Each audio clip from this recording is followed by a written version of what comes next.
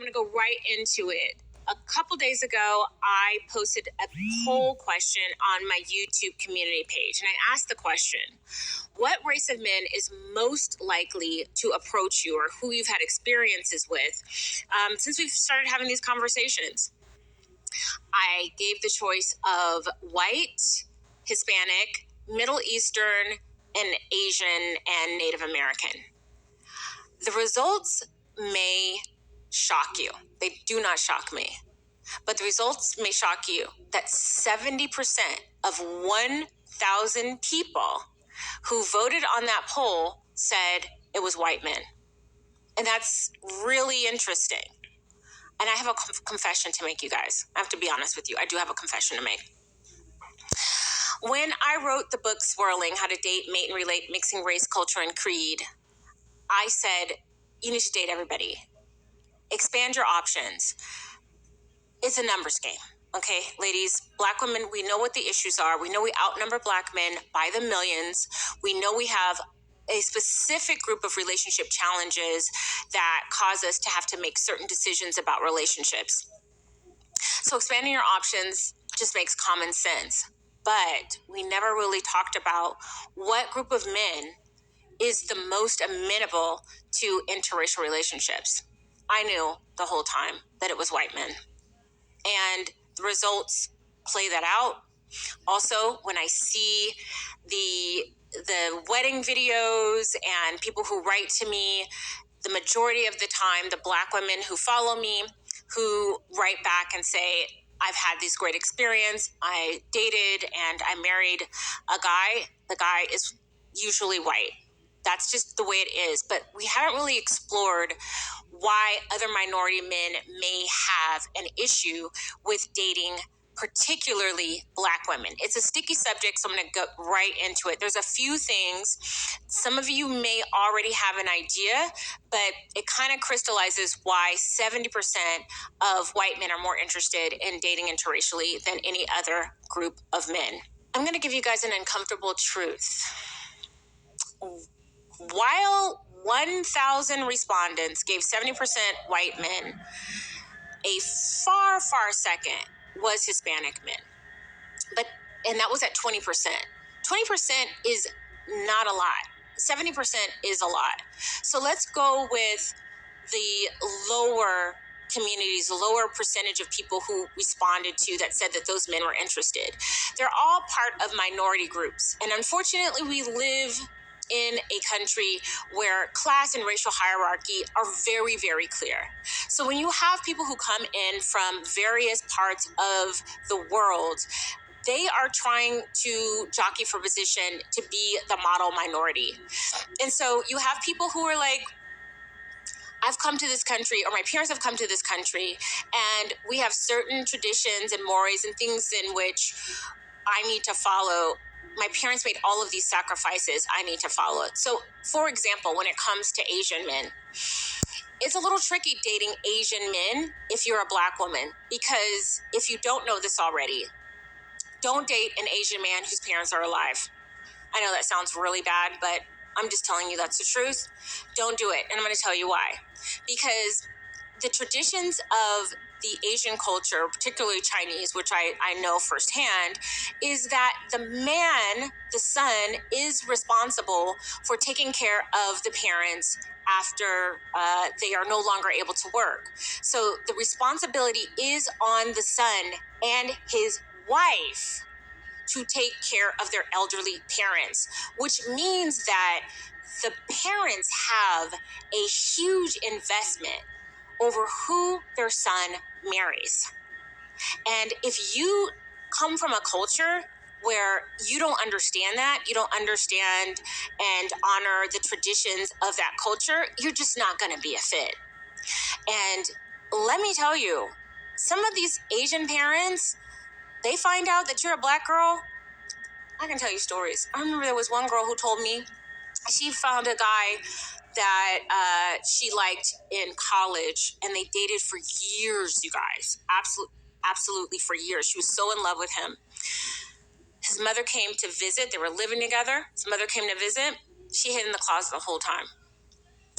after she left, he finally said something to her about who he was seeing, showed her a picture. Mother threatened to unalive herself because that was not a great choice for her son. I've had other reports of people saying that their parents will disinherit them if they go outside of Asian culture, because Asian culture, at least there's some similarities, and so they understand the whole parent dynamic. But another thing I want to talk about when it comes to being the race for the model minority is something called status exchange. So back in the day, when the middle class started to emerge back in Europe, you had really wealthy merchants. They were the ones who did import exports. They did the spices and the fabrics and the gold and the people, import export of people. We all know what I'm talking about when I'm talking about that, which increased the merchant class, which increased the middle class. So you had people who had titles, who were extremely high up. They were friends with the king, but they didn't have any money. But then you had these up and coming merchants that had the money, but didn't have any status.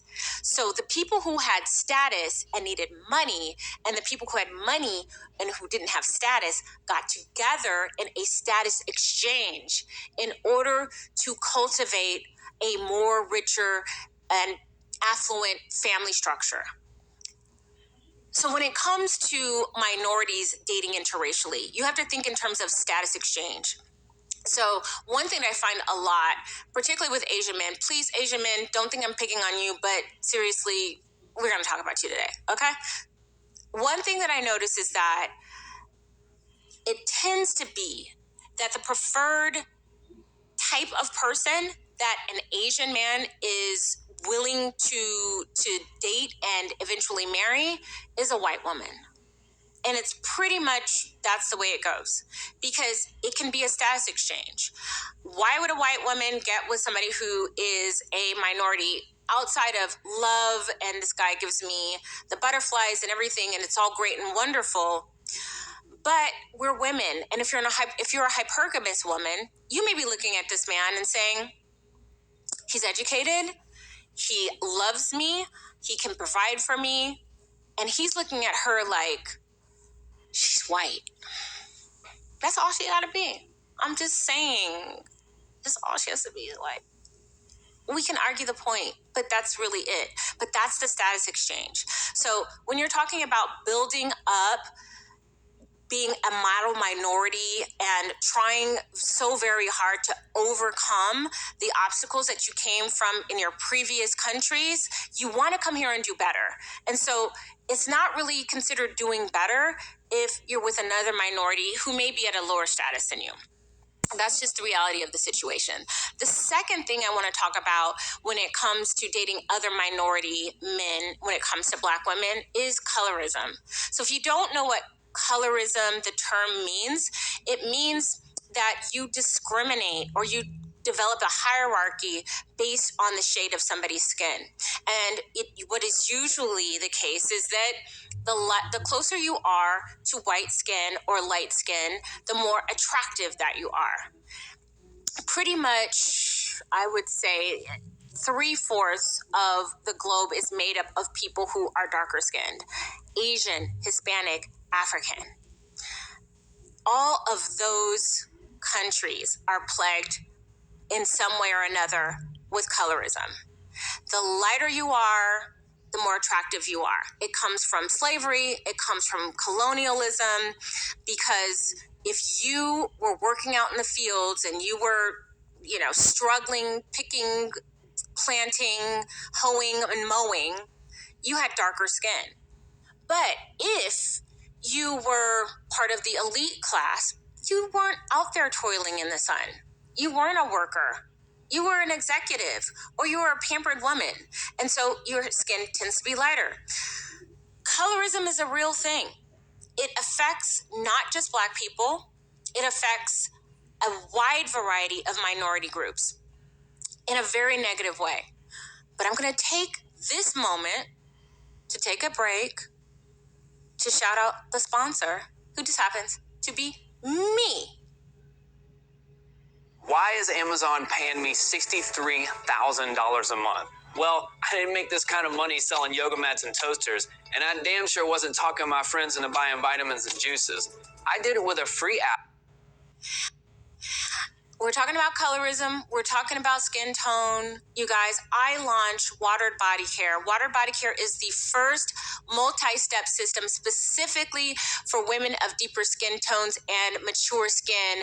And it is not a skin lightener and whitener, but what it is going to give you is the best skin you were born with. It is the reason why my skin looks the way it does at 50 years old. I've been developing this product for over 3 years. It's absolutely amazing, and it is spa grade. Dun, dun, dun. This is 4 weeks of spa grade absolute luxury. You do this once a week in the comfort of your home. It is, again, 100% spa grade, and you get results not just the first time, but every time, absolutely guaranteed. So check out wateredbodycare.com and just leave those skin bleaching and lighteners alone. Okay, girl? Let's keep talking. So we talked already about the quest to be the model minority. And then we talked about colorism. These are two major things that minority groups may struggle with when it comes to dating Black women. I mean, we're probably the oldest minority in this country. In terms of, I'm not talking about Native American, I'm talking about when the Pilgrims hit the shores, they needed help. And guess who they got? They got slaves from Africa, slaves from Europe, and slaves from Europe, in, I don't know, the Slavic countries. The root word of slave is Slav. They also got slaves from places like Ireland and other places to help build. But by and far, the oldest minority in this country, if you're going to compare white people, is Black people in this country. And so when other minorities come, they may have an impression about Black people. They may think, I want to be on the level that's higher than them, so I really don't want to be dating them. Now, I realize what I'm saying is very pessimistic. And it's not to say that none of these men would ever date and marry outside of their community. That's not true. Because I've seen those men, I've been to those weddings, and I know that that's true. It just is a little bit tougher. And if we're going to date efficiently, you've got to be armed with the truth. You got to be armed with the realities of the situation.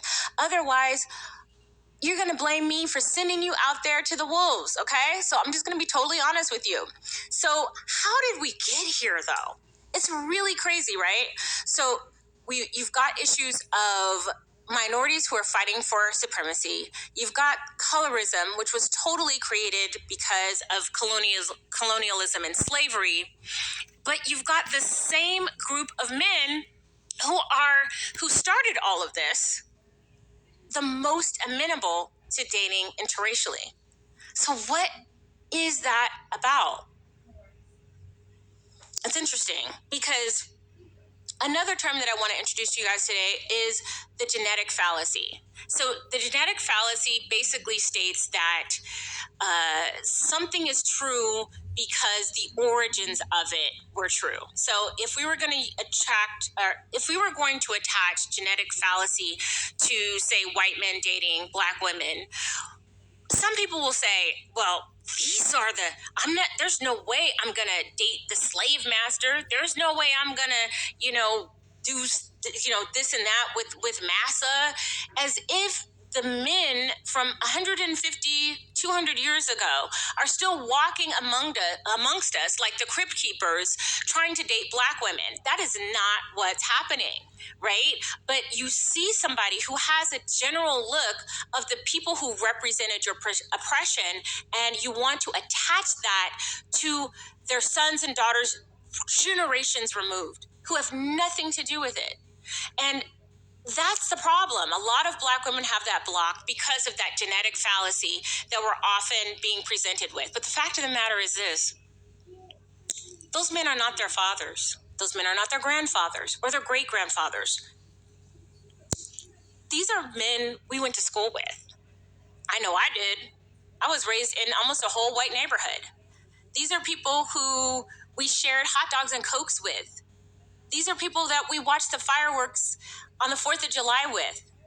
We've got a lot more in common with American white men that we may not necessarily have with people who are different minorities who are amongst us, who may share the same struggles, who may share the same level of melanin with us, but have a totally different cultural experience. The fact of the matter is that we've been in America this whole time, and so have they.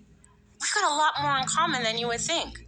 And so when you think about it, it really does make sense that 70% of white men who date interracially are the ones that are most interested in Black women. You should check out the book. It's called Swirling: How to Date, Mate, and Relate, Mixing Race, Culture, and Creed. And if you like this conversation, we get really, really deep in the Pink Pill Underground.